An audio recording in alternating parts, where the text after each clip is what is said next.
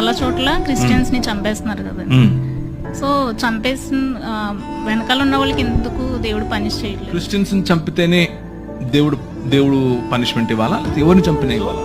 Question ఏంటి అని అంటే క్రైస్తవుల, బౌద్ధుల, ముస్లింల, హిందువుల కాదు, ఒక మనిషిని అన్యాయంగా చంపడం. అన్యాయం జరిగిన చోట దేవుడు ఎందుకు ఏం చేయట్లేదు కదా, అంతేనా?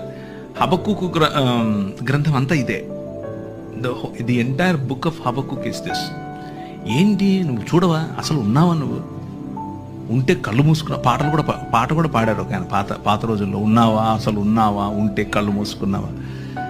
దిస్ ఘంటసాల గారు పాట, భక్త తుకారం చూసారా?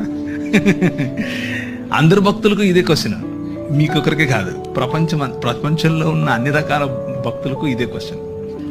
అయితే భక్తులేమి